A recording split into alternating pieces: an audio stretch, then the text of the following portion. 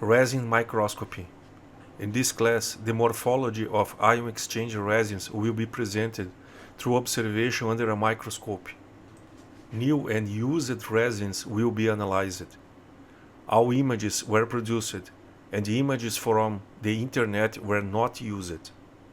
The equipment used was a Nikon LaboPhot module microscope coupled with a 38 megapixel digital camera. Most images were captured by a Carl Zeiss brand lens at 25 times magnificence, and some images uses a 40 times Nikon brand lens.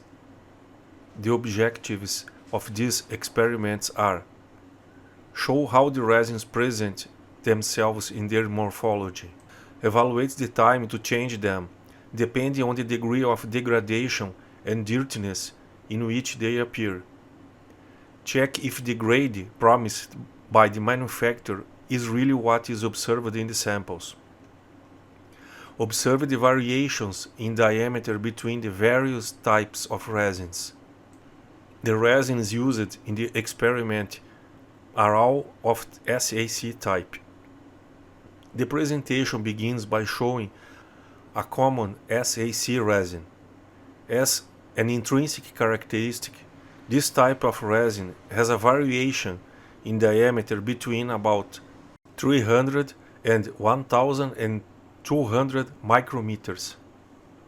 Note the presence of larger and smaller spheres. It's a lower cost resin.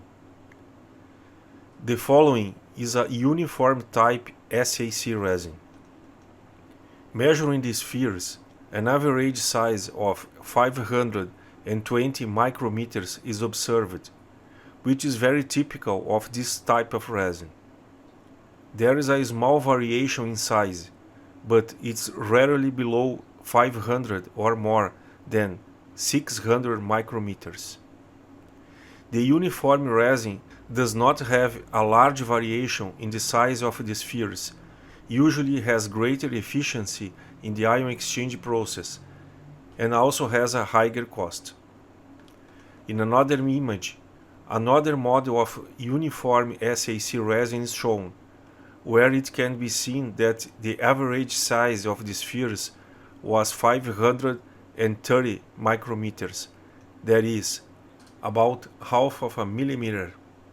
SAC type resins have a yellowish appearance, sometimes pulling to an amber color. In this image, another resin is of the uniform type.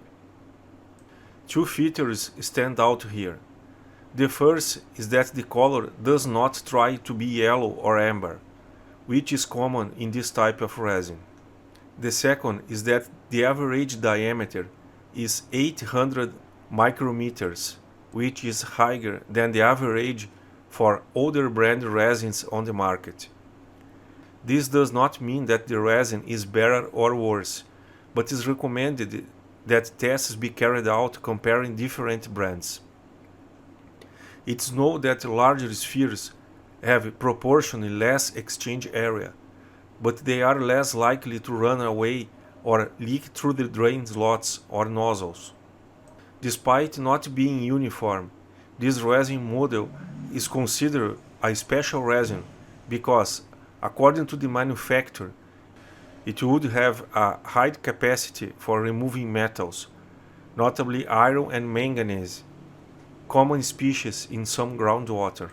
It's important to remember that the use of ion exchange resins for metal removal is not the correct path. This has already been seen in the previous class, where the recommendation was oxidation followed by filtration. Even so, these resins can be used for this purpose, taking care not to damage the resins with excess metals, which can cause fouling, a phenomenon also seen in the previous class. This resin is common where a large variation in diameter can be seen. This type of resin is the most sold in the world since softening is the most common ion exchange process, and also for cost reasons since it has a good cost benefit despite the lower efficiency than uniform types. One should also take into account the issue of reticulation, among other variables that interfere with the efficiency of ion exchange. Now we look at used resins, where a large amount of dirt and presence of fouling on the surface of spheres can be noticed. The darkening of the resins is an indication that may determine the need to chemical clean the resins or even replace them with new ones. Another image of used resin shows a lot of dirt and fouling occurring, so the resin is no longer fulfilling its ion exchange function, and if it is, it's very limited.